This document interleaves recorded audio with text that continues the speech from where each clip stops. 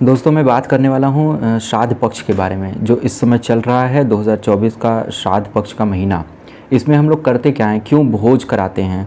आज social media का दौर है और किसी को भी बोलने की के ऊपर पाबंदी नहीं है। अगर पहले के ज़माने की बात करें तो अगर कोई कुछ पूरे बड़े स्तर पर लोगों से कुछ संवाद करना चाहता है, बोलना चाहता है, तो उसके लिए समाचार पत्र या पत्रिकाएं उसमें उसको लिखना पड़ता था। तो वो एक ज़रिया होता था जिससे एक दूसरे तक बात पहुंचाई जाती थी। लोग के लिए कोई ऐसा नहीं था, यानी कि जो आम पब्लिक है, आम जन है, वो जब अपनी बात पहुंचाना चाहता था तो एक लेखक ही उनकी ओर से बात को रखता था। लेकिन आज जो पब्लिक है वो अपनी बात सामान्य रूप से वो पब्लिक के बीच में रख सकती है। और इस सब की जो वजह है वो है कि विज्ञान की तरक्की हुई और सोशल मीडिया आया। अभी पिछले 10 साल में जो तेज़ी से सोशल मीडिया और विज्ञान की तरक्की हुई है, इसकी वजह से अब पब्लिक को डायरेक्टली इंटरेक्शन कर सकती है, बातचीत कर सकती है। तो जब सुविधाएं आती हैं तो कुछ उसके फ़ायदे भी होते हैं और बहुत सारे नुकसान भी निकलते हैं। जैसे कि आपको एक उदाहरण बताना चाहूँगा कि जब भी समुद्र मंथन हुआ था, तो पौराणिक कथाओं में है, समुद्र मंथन में जब अमृत के लिए समुद्र मंथन हुआ, तो लेकिन जब अमृत निकलेगा तो विष भी निकलेगा और उस विष का आपको कहीं ना कहीं कुछ करना पड़ेगा, निपटारा करना पड़ेगा, नहीं तो वो विष सबको बर्बाद कर देगा। और उस वक्त तो जैसा कि कहानियों में है कि शिव जी ने उसको विष को पिया था। लेकिन जब आज विज्ञान की तरक्की हो रही है, सोशल मीडिया की तरक्की हो रही है, तो फ़ायदे तो सबको, जो फ़ायदा लेने वाले व्यक्ति हैं वो तो फ़ायदा ले रहे हैं, लेकिन उसका जो एक दूसरा नुकसान हो रहा है समाज के ऊपर ही, आज वो नुकसान की भरपाई कैसे होगी? आज कौन आएगा इस नुकसान की भरपाई करने? शिव जी नहीं आएंगे। तो आज हमें ही कुछ न कुछ उसका उपाय निकालना पड़ेगा और इसके लिए सरकार भी कहीं ना कहीं उसको कदम उठाना चाहिए। और जैसा कि सुनने में आया है कि सरकार भी, भारत सरकार भी इस पर कानून लेकर के आने वाली है सोशल मीडिया के ऊपर अंकुश लगाने के लिए।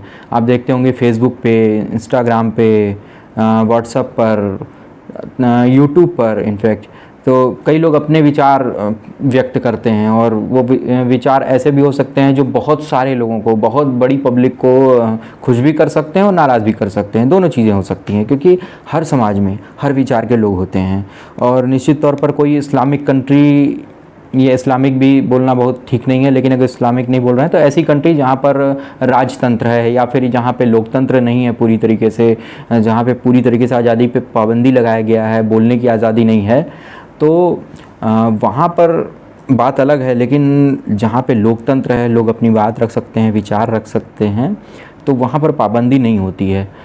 लेकिन कानून भी कितना हद तक स्वतंत्रता के जो सिद्धांत हैं भारतीय संविधान में, बोलने की आज़ादी है, अभिव्यक्ति की आज़ादी है, लेकिन अगर वो आज़ादी आप 125 करोड़ या फिर 150 करोड़ जनता के ऊपर, एक एक व्यक्ति के अकाउंट को चेक करके आप उसकी आज़ादी पे अंकुश नहीं लगा सकते, असंभव सी बात हो जाएगी। कानून कितना काम कर पाएगा?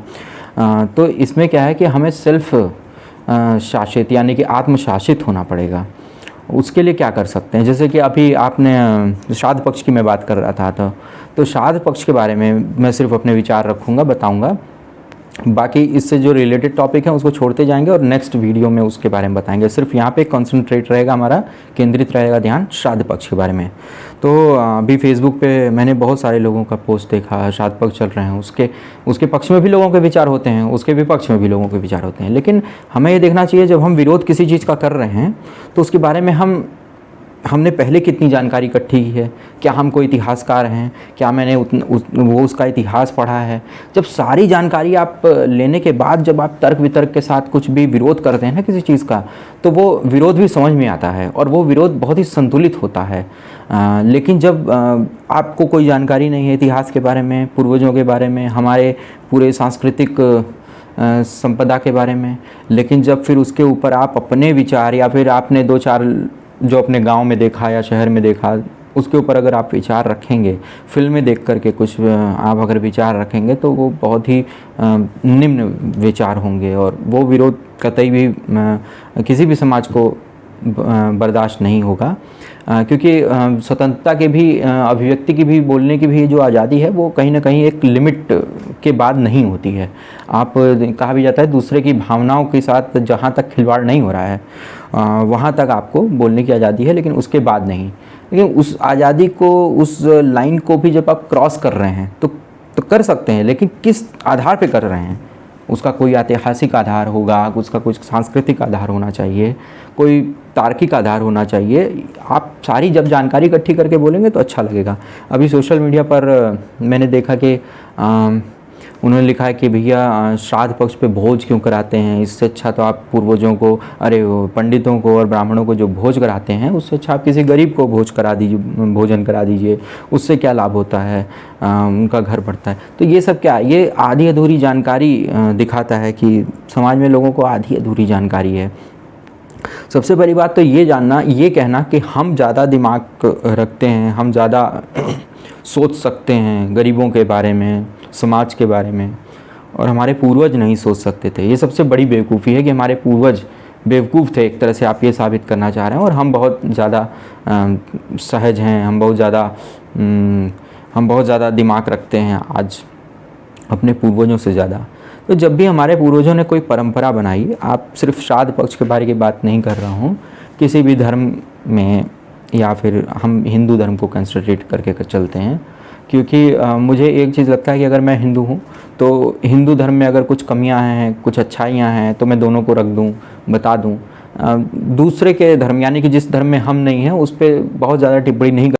इसके बारे में जो मैं कहना चाह रहा हूँ वो ये है कि हमें इंसान के तौर पर कहीं ना कहीं अपने इमोशन को सामने लाना चाहिए। और सब लोग अपने ज़िंदगी में बहुत व्यस्त रहते हैं, और इतने व्यस्त कि शायद उनको अपनों को याद करने का समय भी नहीं मिल पाता हो। और इसी बहाने अगर आपके घर में छोटे छोटे बच्चे हैं, वो बच्चे उनके पिताजी या उनके पिताजी, माताजी के लोगों को कैसे याद करेंगे? वो तो उन्होंने तो कभी देखा ही नहीं है। और उन छोटे बच्चों का जो लगाव है, इमोशन है, उन बुज़ुर्ग जो नहीं हैं उनसे कैसे जुड़ेगा? इमोशन, उनसे लगाव कैसे जुड़ेगा? वो कैसे मानेंगे कि नहीं, हमें अपनों को याद करना चाहिए? वो तो भूल जाएंगे, वो तो कभी उन्होंने देखा ही नहीं है। तो ये एक तरीका होता है कि हम जब श्राद्ध करते हैं तो अपने पूर्वजों को याद करते हैं। साल भर में एक बार अगर हम अपने घर में, घर के लोगों को जो इस दुनिया में नहीं रहे, उनको याद कर लेते हैं, तो इसमें बुराई क्या है? सबसे जो मुख्य इसका महत्व है कि क्यों किया गया होगा, पूर्वजों ने क्यों शुरू किया होगा। उन्होंने देखा होगा कि यार हम कहीं ना कहीं इंसान हैं और हमें अपनों को याद करना चाहिए। उनके नाम पर अगर हम किसी को भोजन करा देते हैं तो कहीं ना कहीं हमने याद भी कर लिया और किसी भूखे के पेट में भोजन भी गया। आज के समय में आपको भोजन करा देने से थोड़ा उतना नहीं लगता होगा कि कौन सी बड़ी चीज़ हमने कर दी जो भोजन करा दी, या भोजन बहुत बड़ी चीज़ नहीं है। आप सोचिए कि आपने देखा होगा कि आज से 50 साल पहले भी बहुत बड़ा तबका था, 90% से ज़्यादा भी तबका हो सकता है कि जो दिन भर में 2 मीटिंग का भी खाना उपलब्ध नहीं था। आप अगर अपने आसपास के लोगों से, सबके फैमिली में जा कर के, जो भी दादा लोग होंगे, दादाजी लोग होंगे, उनसे पूछेंगे तो वो अपने पहले का समाज के बारे में बताएंगे। आज के समय में बहुत तरक्की हो चुकी है, बहुत ही, मतलब अगर आप देखें कि अन्न की जो कमी है वो काफ़ी भरपाई उसकी हो चुकी है। आज के समय में भोजन का उतना शायद महत्व नहीं रह गया, लेकिन आज सोचिए 50 साल पहले की ये स्थिति थी तो 2000 साल पहले की स्थिति क्या होगी। और अगर उस समय कोई अपने पूर्वजों के नाम पर, पूर्वजों को याद करने के नाम पे अगर किसी को भोजन करा देता है, अगर आप देखें हर सुख दुख में, ये दुख का कारण हो गया, दुख हो गया, आप याद कर रहे हैं किसी को विनम्र भाव से, आप दुखी मन से, लेकिन सुख के समय में भी, जब शादी कर रहे हैं, कोई कार्यक्रम कर रहे हैं, कुछ भी खुशी का माहौल हो रहा है, तो आप भोज कराते हैं। हमारे देश में भोज कराने की परंपरा पूरे देश में रही है। कोई भी कार्यक्रम होता है तो हम भोज कराते हैं, और आज भी कराते हैं। लेकिन आज शायद भोजन का उतना महत्व नहीं रह गया है जितना आप पहले के समय में सोच के देखेंगे तो कितना महत्व था। अब बात आई दूसरी चीज़ की कि जो आप ब्राह्मणों को क्यों भोजन करा रहे हैं। किसी को भी कहा ठीक है आप कराइए, आपको लग रहा है कि किसी भूखे को भोजन कराएं तो आप भूखा ढूंढिए और कराइए। हालांकि आज के टाइम में भूखा खोजना भी बड़ा मुश्किल काम हो जाएगा, लेकिन हाँ, मैं ये भी इनकार नहीं कर रहा हूँ, बहुत बड़ा तबका, आज भी काफ़ी लोग हैं जो भोजन के लिए भी तरस रहे हैं, तो आप उनको ढूंढिए ना, आप करिए। लेकिन क्यों उस समय ऐसा किया गया होगा, आप ये सोचिए। आप जानते हैं कि हमारे वो बाकी जो टॉपिक है वो बाद में दूसरे वीडियो में करूँगा, लेकिन इसी को केंद्रित कर करके बता रहा हूँ। हमारे समाज को 4 वर्गों में बांटा गया, ब्राह्मण, क्षत्रिय, वैश्य, शूद्र।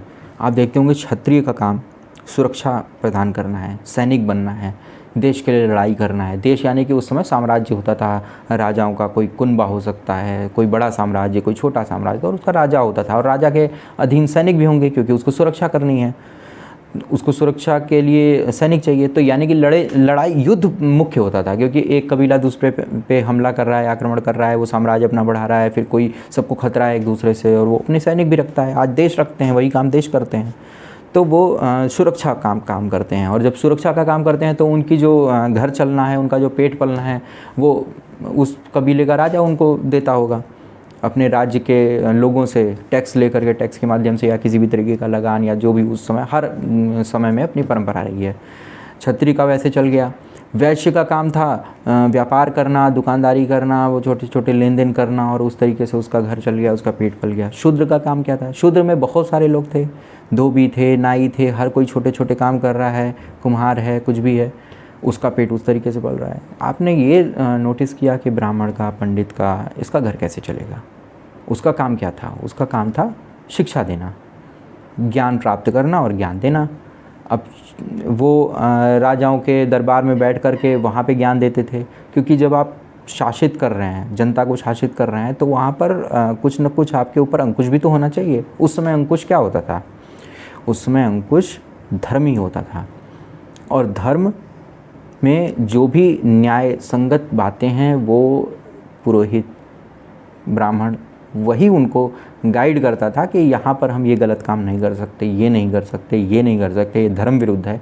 अंकुश जरूरी था। अगर अंकुश नहीं करते तो वो तो निरंकुश हो जाएगा ना, शासक, राजा, तभी तो चल पाता था। जनता तो विद्रोह कर देगी ना। अगर सोचिए, आप ये सोचिए कि इतनी गलत सारी परंपराएं थी, जनता ने विद्रोह क्यों नहीं किया? जनता ने विद्रोह इसलिए नहीं किया क्योंकि न्याय संगत शासन था, हो रहा था, और जहाँ भी न्याय संगत शासन नहीं हुआ वहाँ पर जनता ने विद्रोह किया है। कोई ना कोई राजा आया है और वहाँ पर कूटनीति का प्रयोग करके जनता के साथ मिल करके उसका शासन उखाड़ फेंका है।